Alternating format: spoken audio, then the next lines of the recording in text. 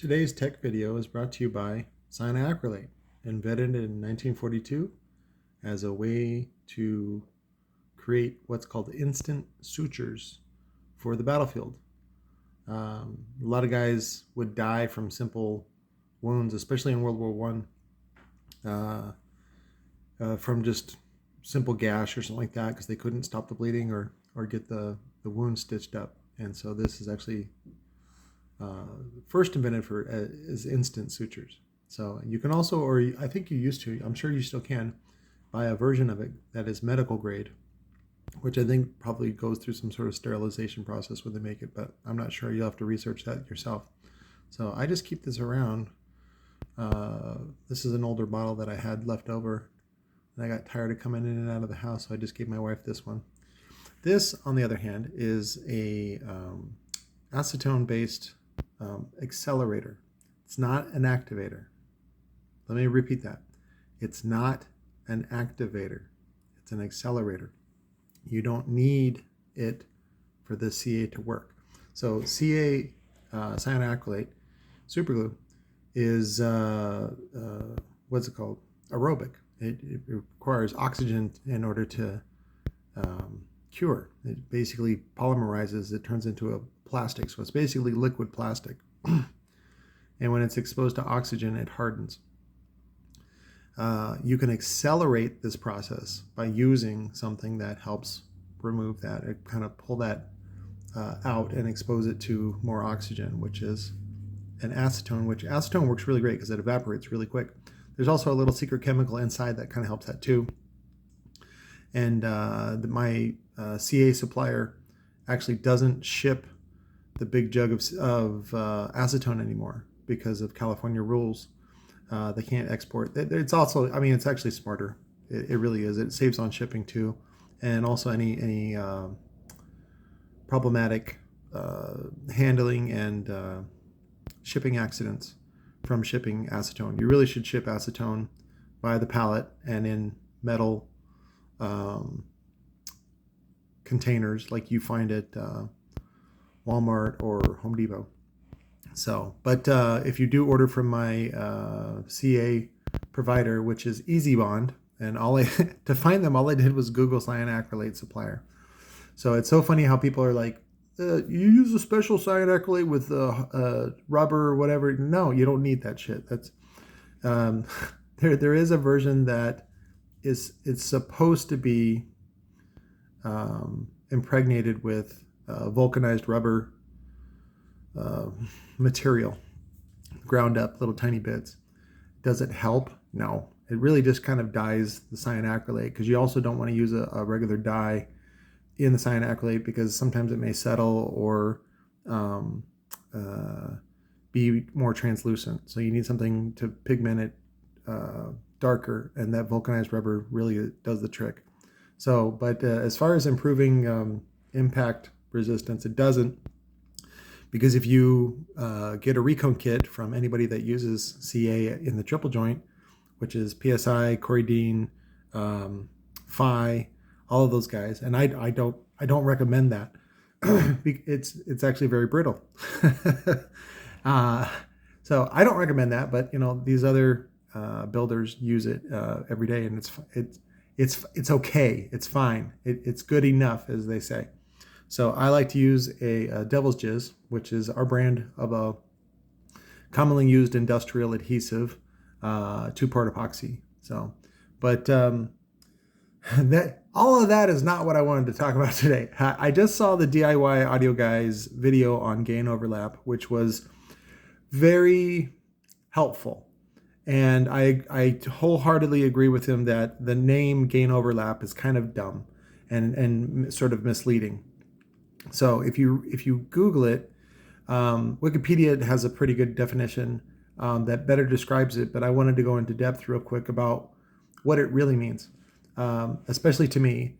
Not that it's anything endearing, sorry I said it that way, but what it really is okay, so basically you turn your head unit up to whatever, like it does right before clipping is at like say 47.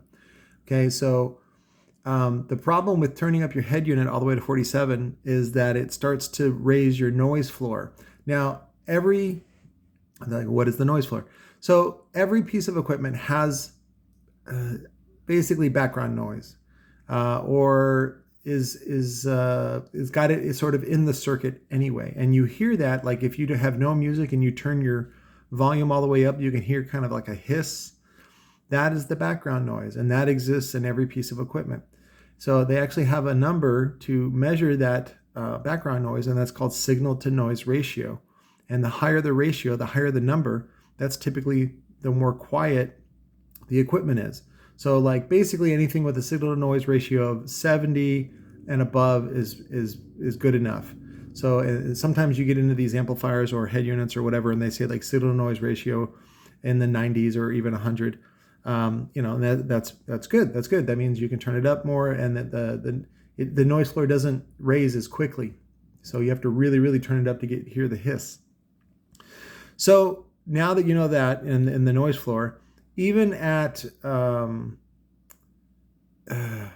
just before clipping or soft clipping, you're still raising the noise floor. So it's not always great to turn your head unit volume all the way up. Now, a lot of people, of course, will disagree with me, but in my experience and my Air Force training, which I don't want to get into for electronics, what I realize is that you don't have to turn it all the way up. And so, like, let's say, again, it does just like in Steve Mead's video for the LOC, at 47, it's fine, it's clean or clean-ish, and then 48, it starts clipping. That's fine. Let's go with that number.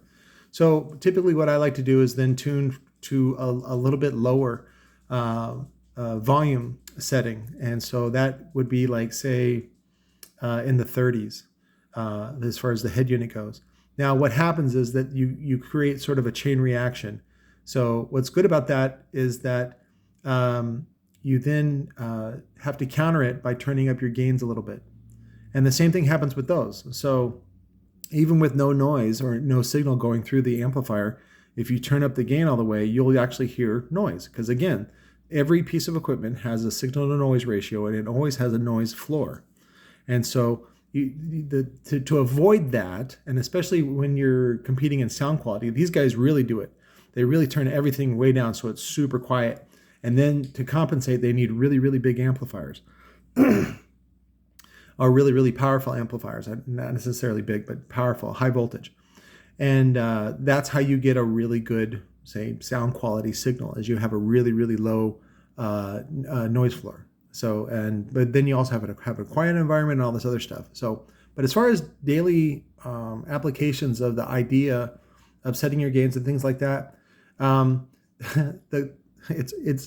hate to get really technical into it, because people start splitting hairs and they start talking about O-scopes or DD1s and things like that, and you don't need any of that stuff. Just use common sense. So let's go back to Steve's numbers, which was 47, 48. So you turn it up to 48 and then back it off. That's it. To back it off to like 35, and then that's it. Don't go above that. And then you set your gain the same way, which is you go all the way up and then back it off about 3/4, sometimes 2/3, like 75%, 66%, and then that's it. You're done. It's that simple. Subsonic all the way off. That's a dumb knob. It doesn't need to exist there. Phase, just keep it 0 for, for most people, applications, 0 is fine. Or go 180. If you're only using 1 amp, it really doesn't matter at all for the most part, except near the crossover point, which is when it transitions from bass to the treble, or say the lows amp to the highs amp. But otherwise, just don't mess with it, put it on 0. And then as far as bass boost, use common sense. So what's great is these new Recoil amps that I've been promoting for Recoil Audio, which I don't own or participate in any sort of profit sharing. I just like the products because I know the guys for years. I've known the owner for over 20 years.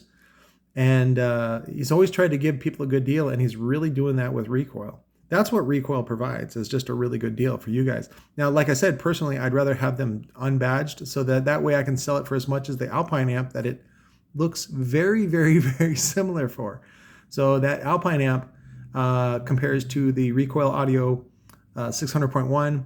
I think the Alpine amp, I was looking at it last night, is the, I want to say it's the A60M, because it looks like Sam, S-A-M, A60M, which sells for double the price at $220 right on Crunchfield. So, and it basically is the same amplifier that they're selling for half price. Now, the Recoil's prices are artificially low. And eventually when he gets a market share, then he'll raise prices.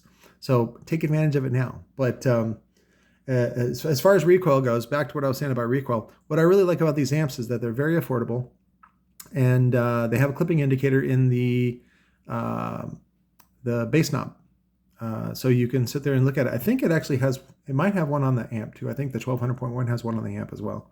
Because I was setting one up the other day and I was like, turn it down, and that way you can sit there and set the gain, or even just set the bass boost up until clipping and then back it off. So, because bass boost is your friend. I don't know why this trend got for people not to use bass boost on amps. I remember Bob Fix telling me about the argument that the PPI engineers had when they were coming out with the Art series on whether or not to put any crossovers or phase or any of the other knobs that are typically associated with car audio amplifiers. And they ended up deciding on just, a gain pot. And there was even some engineers that argued for getting rid of the gain pot because it sort of lets the genie out of the bottle for people to abuse it. And then I think that he said somebody countered the logic with saying that if you're going to pay $1 a watt, then you should, if you burn up your amp for turning up the gain too much, then you get what you pay for.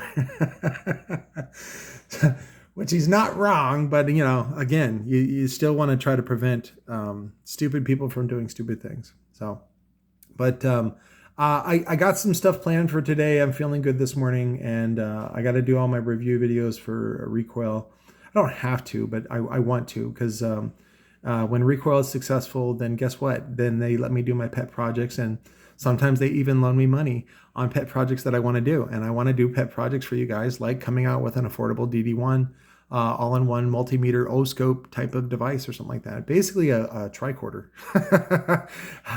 that is again is very affordable and universal, and happens to knock out SMD's position. I mean, he's the only one that him and Tony are the only ones that provide an item like that on the market. So they own the market. And it's just always good to just poke fun at people like that, because of course the device probably costs right around $20, $30 to make, and then they sell it for, $300. So it's a really good money maker. And so you just go, I want some of that pie. And then you just stick your thumb in it. So, but that was gain overlap. I want to stay on focus for this, but thank baby Jesus and the guy that invented liquid plastic cyanoacrylate. I will talk to you more later, guys. I love you. Bye.